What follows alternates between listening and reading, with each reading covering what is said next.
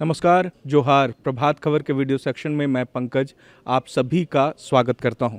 झारखंड की राजनीति में आज सबसे खास दिन है। खास दिन इसलिए क्योंकि पहली बार है जब झारखंड में राज्यसभा का चुनाव निर्विरोध जीता जा रहा है और झारखंड की राजनीति में जेएमएम की तरफ से पहली राज्यसभा उम्मीदवार कह लें चुन ली गई हैं। हाँ जी, ये बहुत खुशी की बात है और मैं अपने पार्टी के प्रति आभार व्यक्त करना चाहूँगी कि मुझे इसके लिए चुना गया है।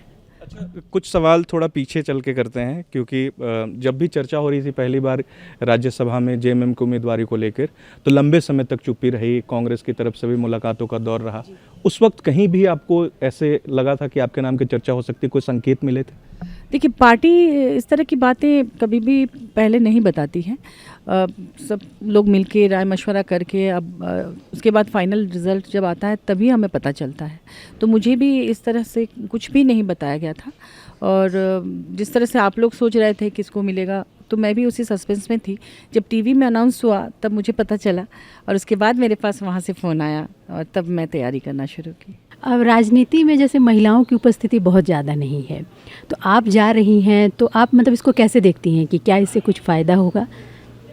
जी, देखिए, ऐसा है कि मैं चूँकि झारखंड मुक्ति मोर्चा महिला मोर्चा की केंद्रीय अध्यक्ष हूँ 2014 से ही, और मुझे लगता है इससे मेरी महिलाओं में बहुत उम्मीद जगी है और सिर्फ मेरी महिलाओं में नहीं बल्कि मैं तो कहूँगी कि पूरे झारखंड की महिलाओं में, क्योंकि इस बार आप लोगों को पता होगा कि मेरी बहुत सारी महिलाएं पंचायत चुनाव में जीती हैं, मुखिया बनी हैं, जिला परिषद चुनाव जीती हैं।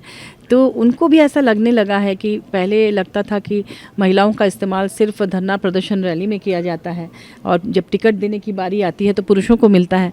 इस तरह की एक धारणा सिर्फ हमारे राज्य में नहीं पूरे देश में है और महिला आरक्षण की बात भी होती है राजनीति में, उसके लिए लड़ाइयाँ भी लड़ी जा रही हैं। लेकिन इससे महिलाओं में इतनी उम्मीद जगी है कि अगर वो पॉलिटिक्स में ईमानदारी से काम करेंगी तो निश्चित रूप से पार्टी उन पर भी ध्यान देगी और उनको सिर्फ रैली में ही नहीं बल्कि उनको विधानसभा चुनाव में और एमपी चुनाव में, राज्यसभा में, हर जगह उनको पार्टी भेजेगी। तो मुझे लगता है ये बहुत अच्छी शुरुआत की है जेएमएम ने और आधी आबादी को सम्मान दिया है। इसके लिए मैं पार्टी सुप्रीमो हमारे आदरणीय शिबू सोरेन जी को और मुख्यमंत्री माननीय हेमंत सोरेन जी को और पूरी पार्टी को धन्यवाद देती हूँ। अच्छा, कोई ऐसा सवाल, राज्यसभा जा रही हैं आप, तो इतने लंबे समय से झारखंड में हैं आप, कई मुद्दों को देखती रही हैं, पहला सवाल आपको लगता है कि राज्यसभा में जिस पर उठाना चाहिए, कोई ऐसी बात आपके मन में है? जी, बिल्कुल। मैं पिछले 30 साल से लगभग काम कर रही हूँ, कभी लेखिका के रूप में, कभी समाजशास्त्री के रूप में, कभी झारखंड राज्य महिला आयोग के अध्यक्ष के रूप में और कभी जेएमएम महिला मोर्चा केंद्रीय अध्यक्ष के रूप में। और इधर चूँकि मैं विधानसभा चुनाव भी रांची से लड़ी हूँ तो एक व्यक्ति के घर तक पहुँचने का मुझे मौका मिला है, चाहे वो स्त्री हो या पुरुष, बच्चा हो या कोई बुज़ुर्ग।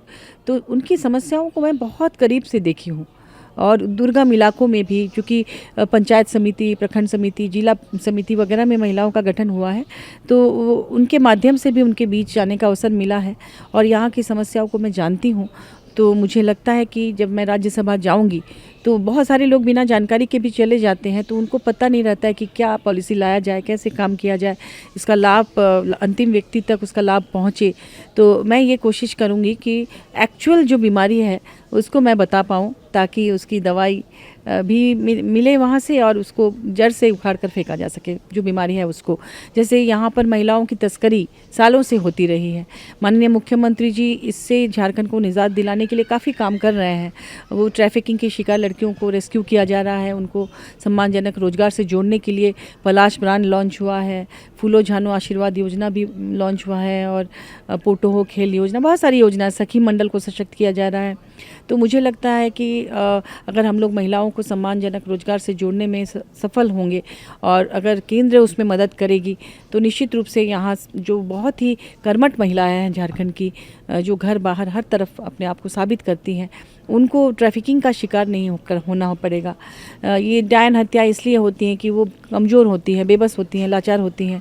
उनको अगर हम लोग अच्छी शिक्षा दें, क्वालिटी एजुकेशन उनको मिले, उनको रोजगार मिले सम्मानजनक, आत्मविश्वास उनका बढ़ेगा, फिर किसी की हिम्मत नहीं होगी कि उनको डायन कह के प्रताड़ित करें।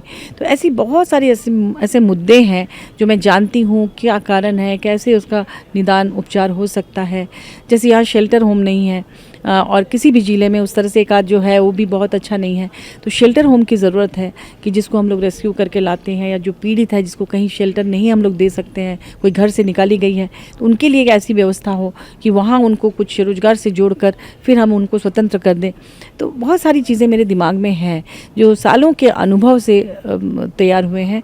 और पार्टी लेवल पर भी गुरुजी का जो सपना है, माननीय मुख्यमंत्री जी का सपना है, तो उसको भी हमें पूरा करना है और झारखंड की आवाज़ बननी है। जिस उम्मीद से मुझे इस पार्टी ने और झारखंड की जनता ने राज्यसभा भेजने का निर्णय लिया है, मैं तन मन धन से कोशिश करूँगी कि उसे मैं पूरा कर सकूँ और झारखंड को इस देश के मानचित्र में सबसे अव्वल राज्य बना सकूं, क्योंकि प्राकृतिक रूप से ये बहुत समृद्ध है और यहाँ के लोग भी बहुत प्रतिभाशाली हैं, कर्मठ हैं। तो निश्चित रूप से उनको उसका लाभ मिलना चाहिए, मुझे ऐसा लगता है।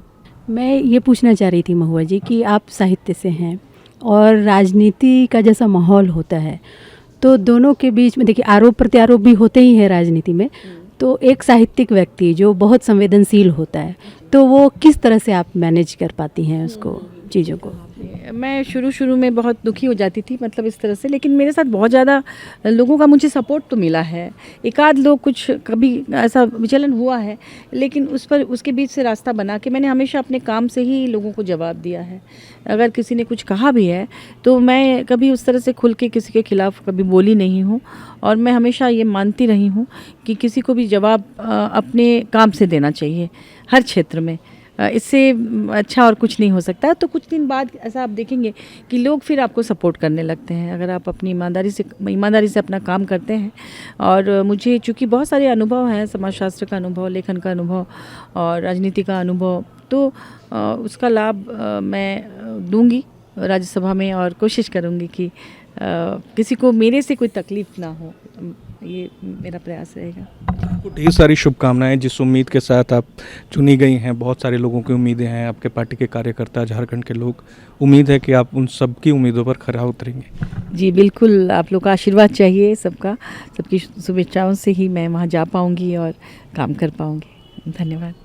तो हमने कोशिश की कि राज्यसभा की सांसद अब कही जा सकती हैं, क्योंकि निर्विरोध चुना जाना लगभग तय है, उनसे बात करने की और आपके सवाल उन तक रखने की। तो धन्यवाद कि आपने पूरा वीडियो देखा। नमस्कार। प्रभातखबर.com, विश्वास वही, रफ्तार नहीं।